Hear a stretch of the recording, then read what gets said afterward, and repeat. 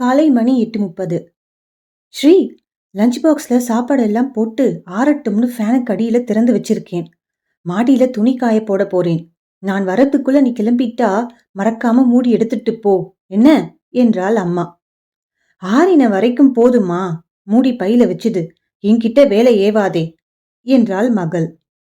9 மணிக்கெல்லாம் வெயில் தகிக்க ஆரம்பிச்சிடுது. ஒரு 8 காய போட்டுட்டு வந்துடலாம்னு பார்த்தேன். இப்படியே சூடா மூடினா மதியானம் நீர் விட்டுடும். தண்ணில தான் ஆற வைக்கணும் என்றாள் அம்மா.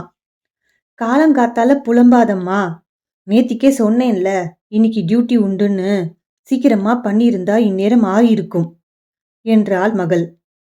இன்னைக்கு சீக்கிரமா தான் எழுந்தேன், எப்படியோ லேட் ஆயிடுச்சு என்று கூறியபடியே அம்மா வேலையை பார்த்தாள். மணி 8:45. எழுந்த உடனே படுக்கையை சரி பண்ணணும், போர்வையை மடிச்சு வைக்கணும் தோன்றதா பாரு.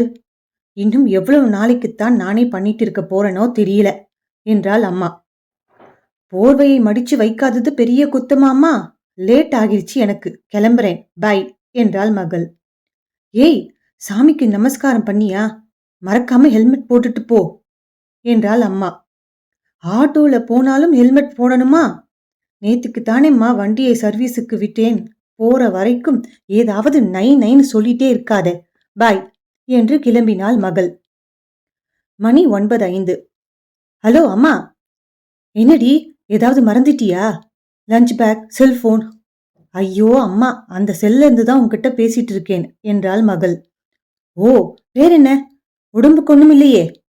அதெல்லாம் ஒண்ணும் இல்ல. இன்னைக்கு மதர்ஸ் டே, மறந்தே போயிட்டேன் விஷ் பண்ண.